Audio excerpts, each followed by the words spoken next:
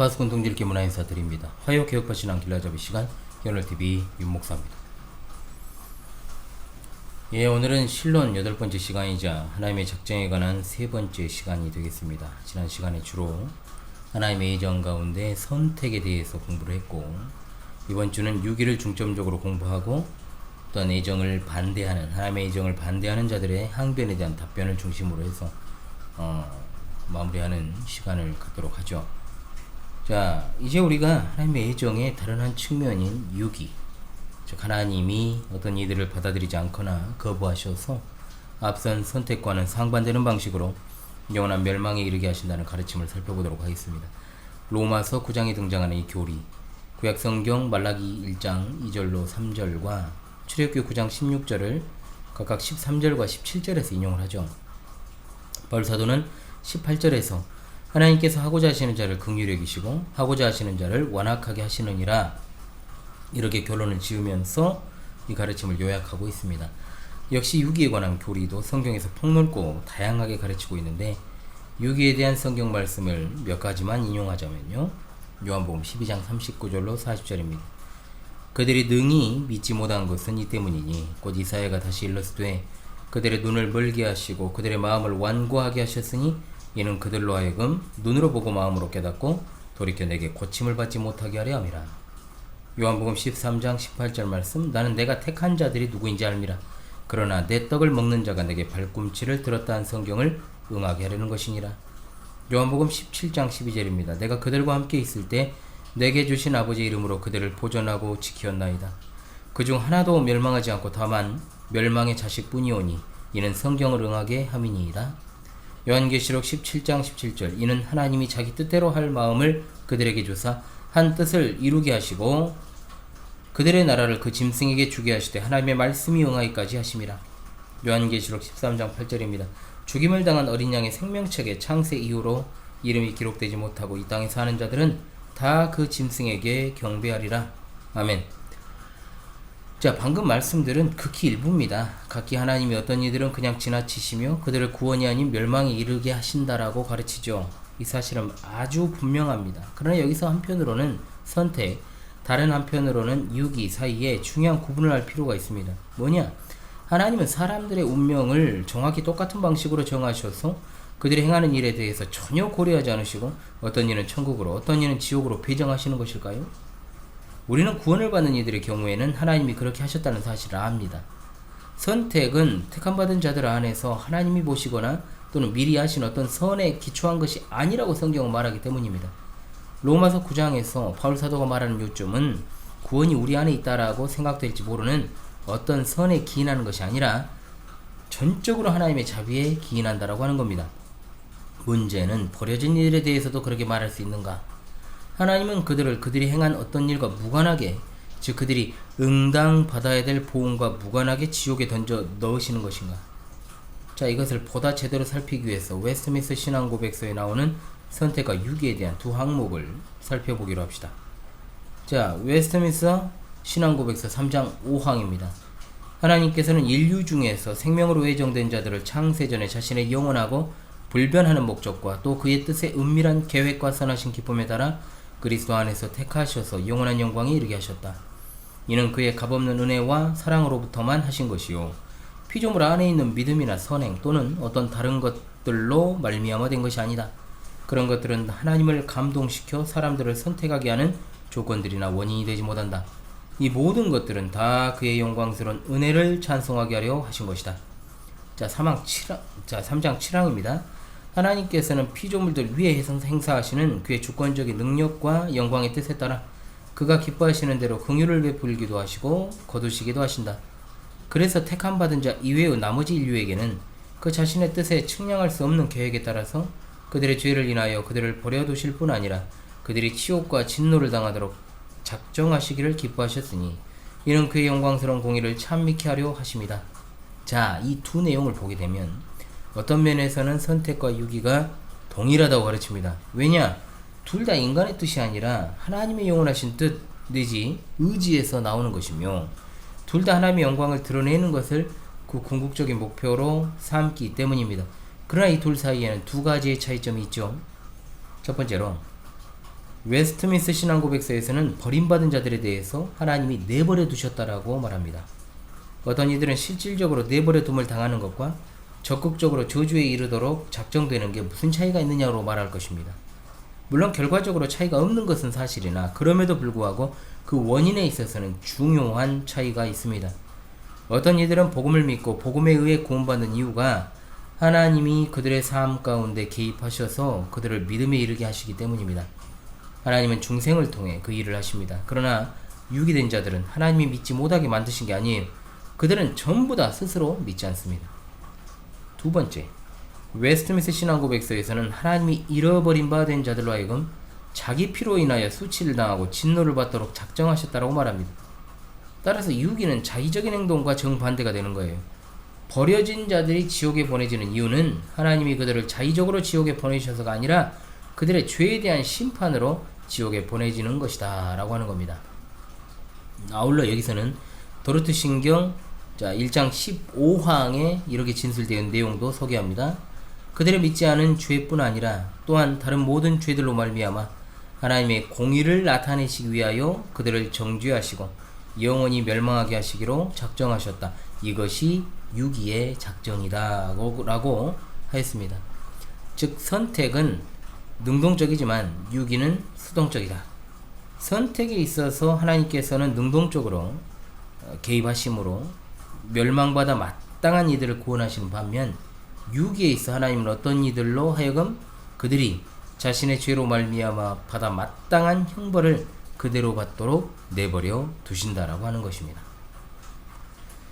자, 그러므로 우리가 유기교리에 대해서 알아야 되고 말해야 되느냐.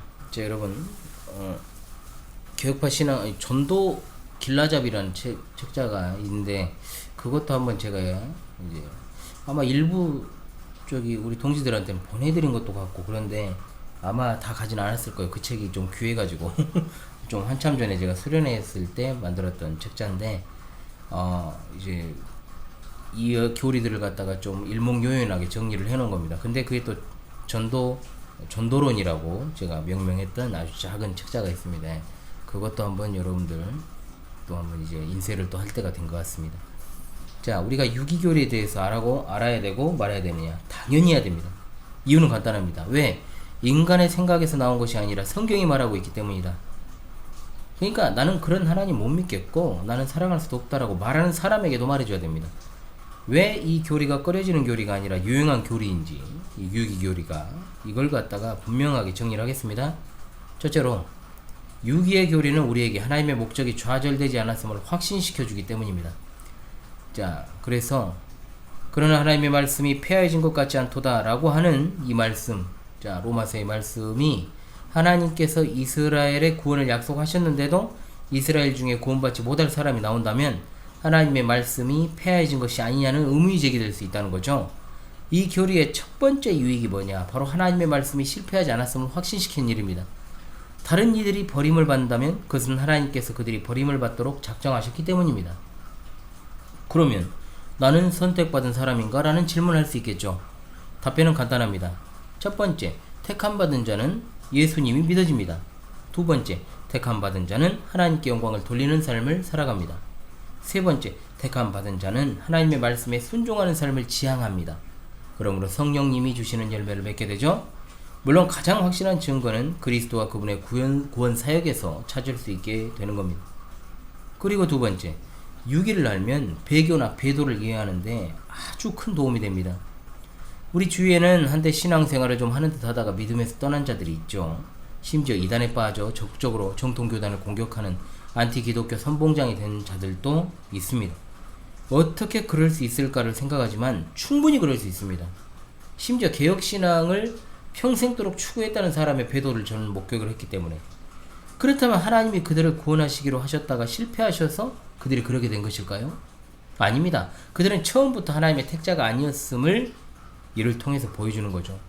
배교나 배도, 배은이라고 하는 거, 결코 하나님의 작정하심이 실패했다라는 걸 보여주는 게 아니고요. 오히려 확실하게 하나님의 선택과 유기의 작정을 깨닫게 되는 계기가 될 수 있다라고 하는 겁니다. 세 번째, 유기교리는 구원이 전적으로 하나님의 은혜요, 인간의 행위가 구원에 어떠한 기여도 할 수 없다는 사실을 또한 알게 합니다. 여러분 가정해 보십시오.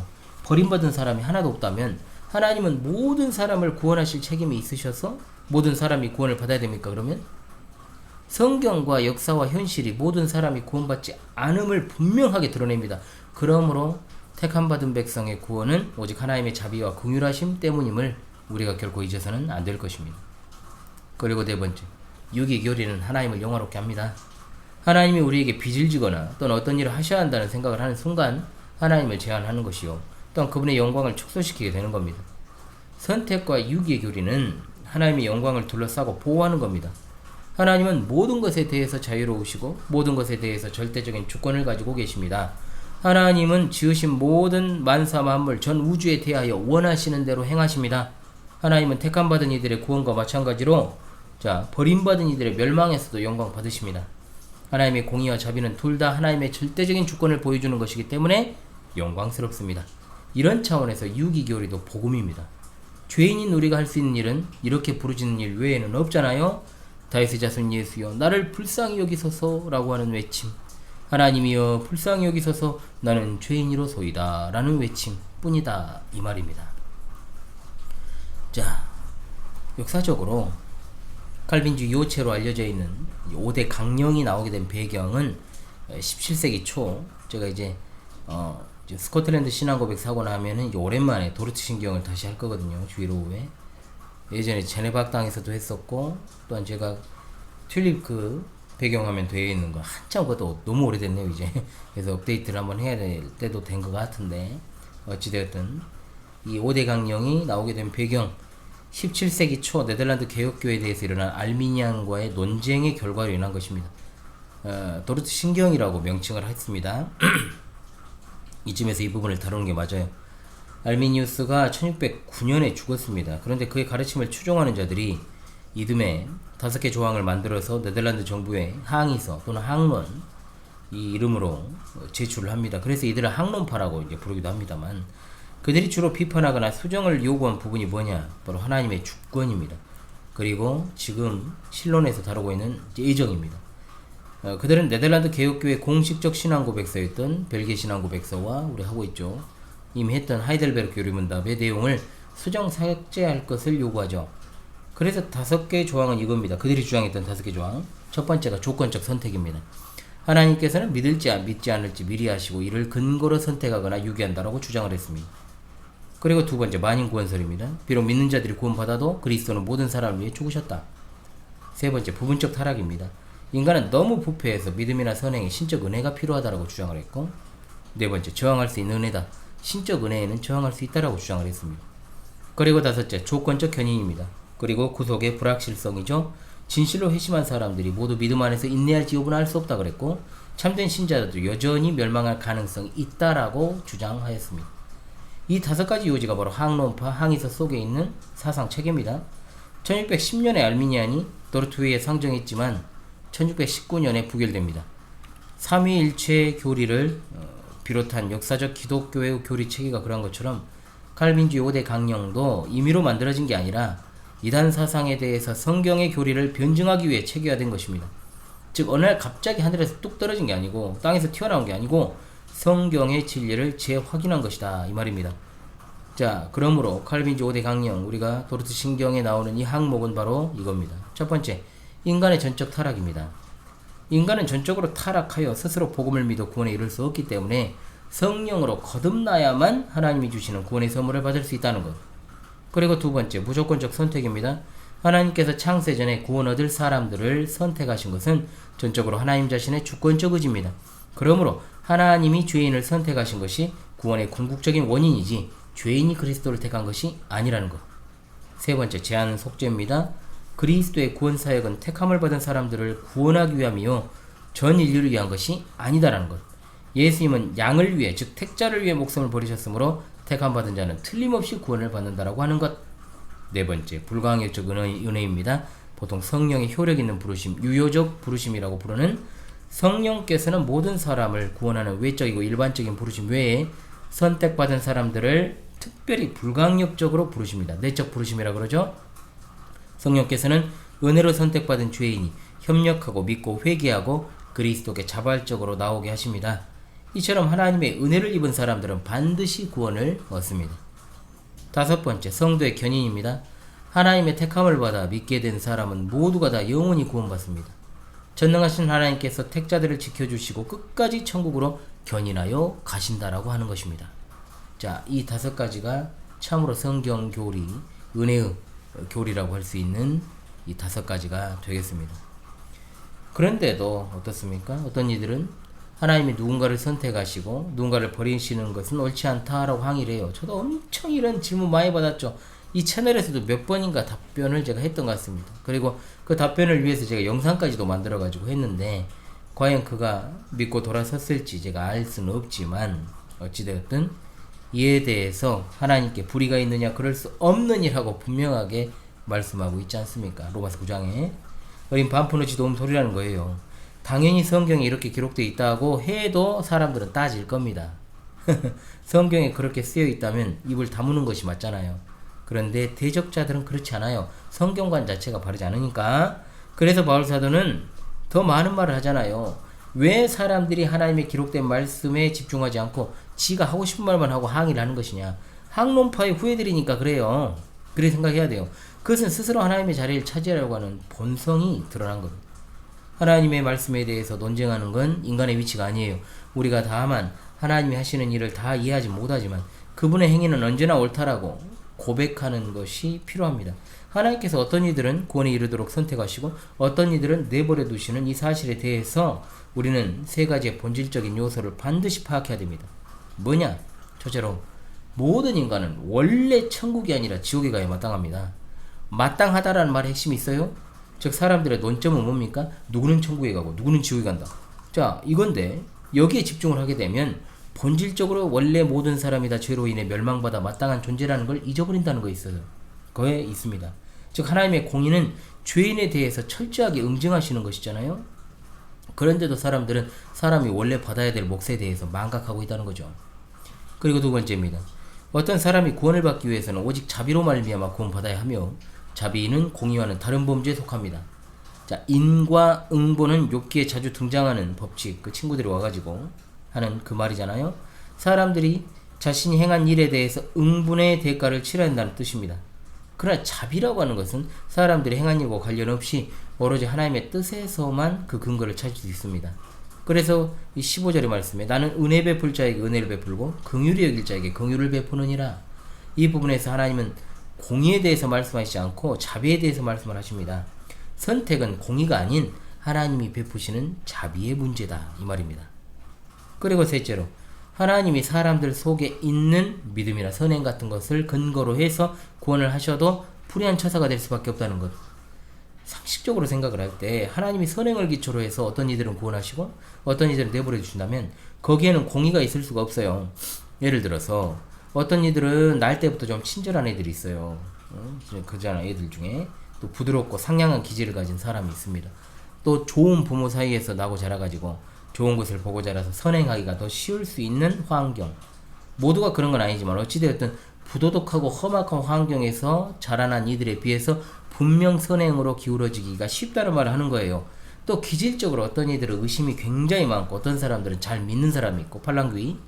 의심이 많고 회의적인 사람들은 기본적으로 자, 의심하는 것 자체가 나쁘다는 건 아니에요. 하지만 회의적인 어떤 시각을 가지고 약간 매사 좀 삐딱한 시각으로 좀 바라보고 생각하는 사람들, 기본적으로 이런 사람들은 하나님 믿는 일에도 어려움이 많아요. 그잖아요. 따라서 하나님께서 선택받은 자이건 버려진 자이건 그들 안에 있는 어떤 것으로 그들을 택하신다? 버리지 않았다? 그는 여러분 그렇게 하지 않으셨다는 것만이 하나님의 공인 거예요. 그게 옳은 거잖아요. 여러분 이해되시죠? 자, 그렇게 하지 않으신 것이 오히려 하나님의 공이다. 그렇게 해버리면 불의한 처사가 될 수밖에 없다는 것. 인간들을 한번 보자는 거죠. 자, 그런데도 불구하고요. 자, 여러분들에게 계속 이 말씀을 드리는 것은 우리가 살아가면서 이 하나님의 애정, 선택과 유기에 대해서 이제 끝내 못 믿는 인간들이 많으니까 거기에 대해서도 우리가 어찌되었든 설명해줘야 되는 데까지는 해줘야 되는 것이기 때문에 그렇습니다. 그래서 그 책자를 갖다가 여러분들에게 또 제가 대대적으로 한번 또 나눠드리도록 할 텐데요. 그럼에도 불구하고 사람들이 이 제기에 대해서 어떻게 자, 우리가 살펴볼 필요가 또 있겠죠. 뭐냐? 반론이 하나 또 있어요. 하나님은 모든 사람에게 자비를 베푸셔야 되는 것 아니냐? 이런 질문입니다. 자, 이 질문을 던지는 사람은 다시 그냥 처음으로 가는 거예요. 하나님의 공의는 죄인을 한 명도 빠짐없이 지옥에 보내는 거예요. 죄인에게 필요한 건 자비를 통한 죄 용서함이지 공의가 아닙니다. 따라서 하나님이 모든 사람에게 자비를 베푸셔야 한다는 질문 자체가 잘못된 겁니다. 그리고 또 한 가지. 그렇다면 하나님은 왜 모든 사람에게 자비를 베푸시지 않느냐 이거죠. 자, 이거는 하나님의 공의와 자비의 차이를 알았다고 하는 사람이 이제 던지는 질문이 되겠죠. 하나님이 모든 사람에게 자비를 베푸실 수 없을까요? 그건 아닙니다. 그렇게 하실 수 있습니다. 그나마 이 질문은 앞선 질문보다는 더 나은 거죠. 동시에 이 질문은 참으로 어려운 질문이에요. 왜냐? 로마서 9장 15절을 통해 알 수 있듯이 하나님이 그렇게 하고자 하셨다라고 말씀하시니까요. 나는 은혜 베풀 자에게 은혜를 베풀고 긍휼을 여길 자에게 긍휼을 베푸느니라. 한마디로 그 이유에 대해서는 우리가 알 바 아니라는 거예요. 하나님은 그 이유에 대해서 우리에게 대답하실 의무가 없습니다. 또한 22절로 24절을 통해 알 수 있는 건 창조, 타락, 선택, 유기 그 밖에 모든 것이 다 하나님의 영광을 드러내기 위함이다. 하나님은 죄인들에게 진노를 나타내시고 구원받는 이들에게는 자신의 영광의 부요함을 나타내시며 그분의 이름을 영화롭게 하신다라고 했습니다. 그럼에도 불구하고 이 사실에 대해서 계속 딴지 걸고 반대하는 자들에 대해서 분명하게 말씀하죠. 18절의 말씀입니다. 이 사람아 내가 누구이기에 감히 하나님께 반문하느냐. 아멘. 자, 하나님의 작정과 애정 교리에 대한 이설들이 역사상 계속 있어 왔습니다. 이게 무엇입니까? 작정에 대해서 또한 반론을 제기하는 자들, 이설들, 숙명론과 같은 거 아니냐. 자, 숙명론은 자 이거에 대한 또 제 강의가 있었죠.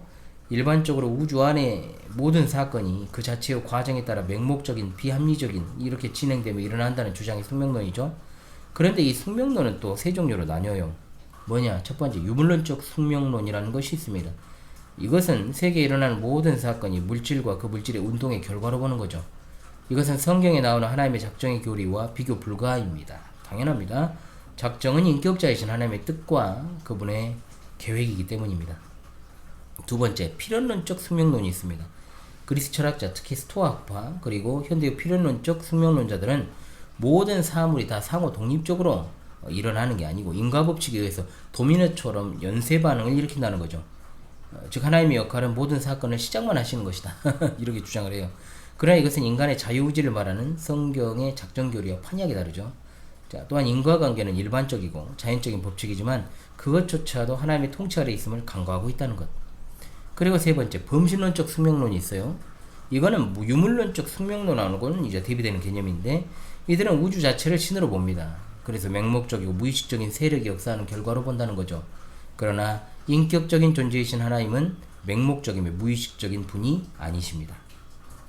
또한 그리고 두 번째, 자, 애정이 하나님의 공의에 반대된다라는 주장을 펼치는 자들. 이 반대는 모두가 다 같은 죄인인데 누구는 선택하고 누구는 내버려둔다? 이게 하나님의 공의에 반대되고 불택자에게는 공평하지 않다는 논리. 그러나 하나님이 죄인에게 빚을 지신 게 아니기 때문에 하나님은 불공평한 분이 아니죠. 앞서 계속 살폈습니다. 오히려 하나님께 끔찍한 반역을 저지른 인간에게 은혜로 구원을 주신 것 자체에 감사와 찬송과 영광을 돌려야 되지 않습니까? 이건 공의의 문제가 아니라 하나님의 주권에 대한 문제입니다. 아더 핑크 하나님의 주권 갑자기 또 생각이 나네요.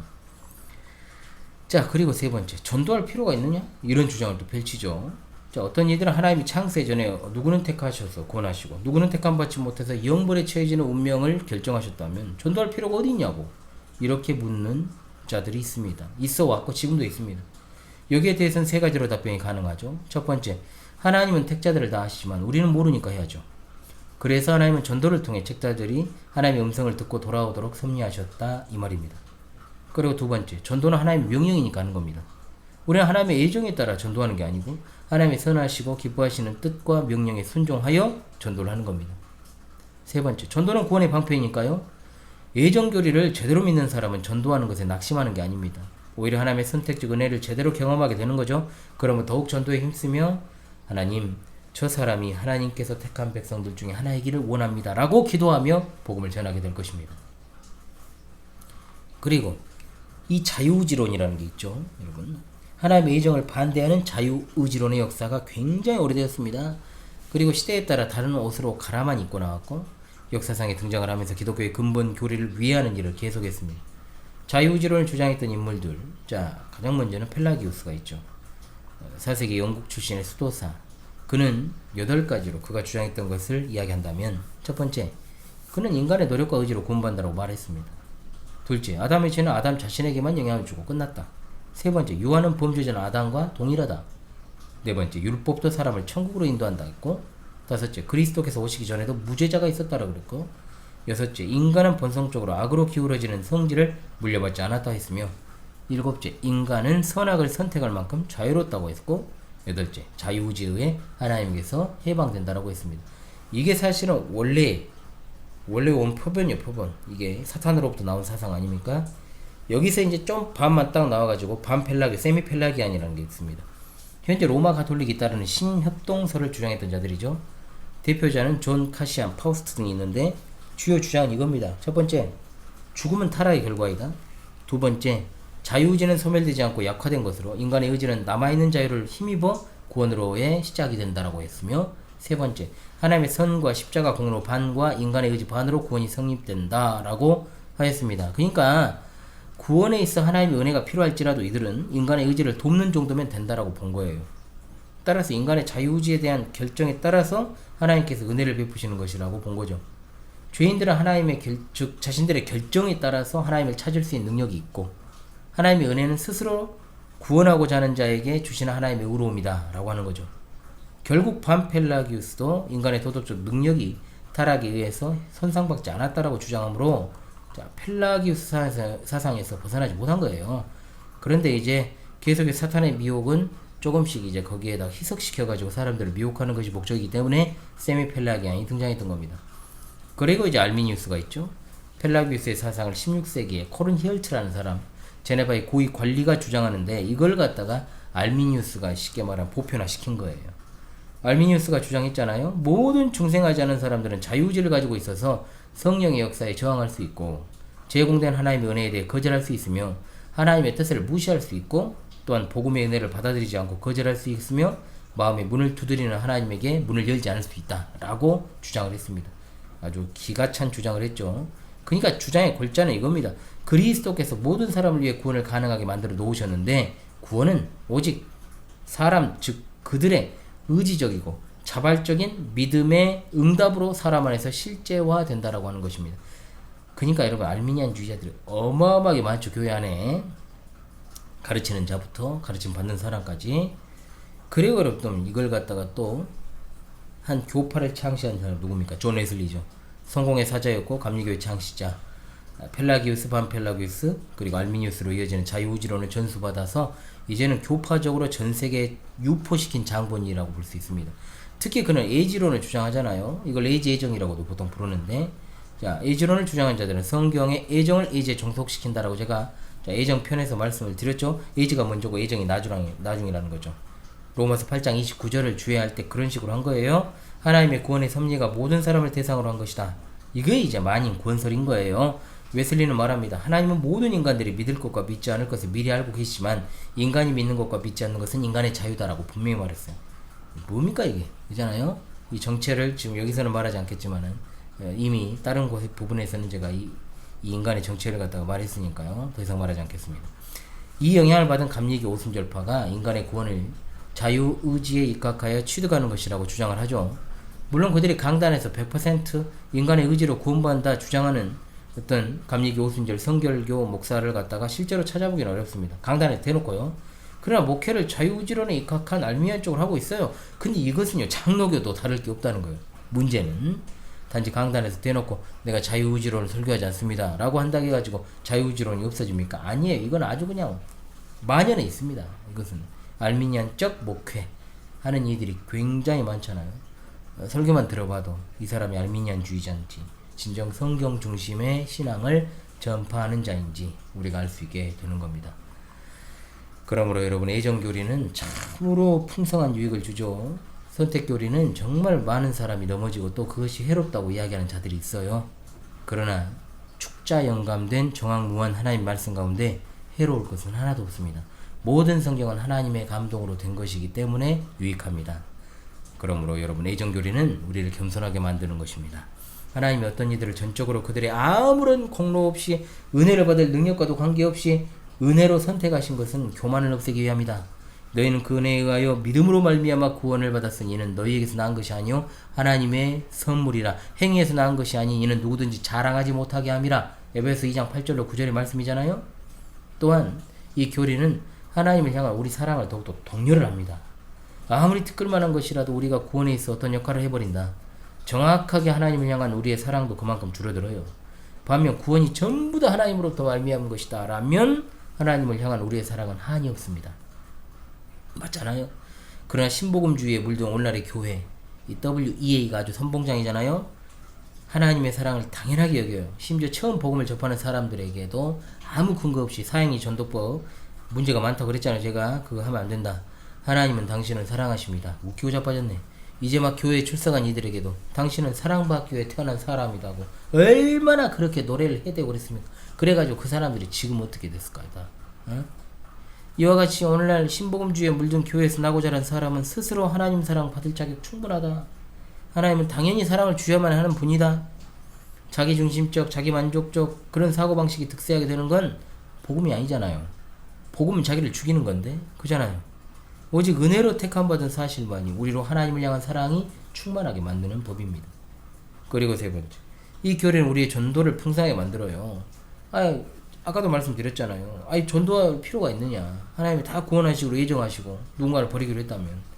그러나 이 교리는 복음전도의 필요성을 오히려 약화시키는 게 아니고요. 복음전도에 대해서 우리가 더욱더 담대함을 갖다가 불어넣어주는 거예요. 만일 구원의 효력이 하나님의 선택과 부르심이 아니라 그걸 전달하는 인간의 능력이나 인간의 섬김에 있다면 실수가 작고 연약한 인간이 주체가 된 전도 얼마나 불안해요. 그러니까 여러분 오늘날의 전도 방식들은 다 알미니안주의적 전도 방식이라는 거예요. 교회 홍보밖에 안 되는 이유가 그겁니다. 그렇잖아요? 응? 하나님이 어떤 이들을 구원에 이르도록 택하셨다. 그 택함받은 사람들은 지금 그리스도께서 부르신다라고 말한다면 우리의 복음 증거가 비록 어눌하고 부족할지라도 은혜의 도구로 우리를 사용하실 것이고 하나님께 선택하신 사람들은 하나님의 부르심에 따라서 성령의 역사로 말미암아 담대하게 나오게 되는 것입니다. 그러면 우리가 이 교리 앞에서 더 담대하게 복음을 전할 수 있게 되는 거죠. 자, 여러분 이 사실을 생각하면서 하나님의 작정이 중요한 것이고 또한 여기에 대한 반론 그리고 공격들이 굉장히 많기 때문에 제가 신학교에서도 아주 제 앞에 앉아있던 인간이 이중 예정을 하나님의 예정을 부정하는 자가 있었죠. 그런데도 같은 교단에서 이렇게 버젓이 광주에서 목회를 하고 있어요. 한둘이겠어요 그런 사람이? 나중에 보니까 여전히 뻘짓거리 하고 있더라고요. 진짜 더 말해 뭐 하겠습니까? 하나님의 작정에 관한 세 번째 시간을 마무리하도록 하고요. 다음 주에 또 타락전 선택설, 타락 후 선택설에 대한 이야기를 또 하는 것으로 또 하나님의 작정에 관한 그 교리의 내용을 마무리하도록 하겠습니다. 여러분 지금까지 화요개혁파 신앙 길라잡이 시간 현월TV 윤목사였습니다. 여러분 함께해 주셔서 감사합니다.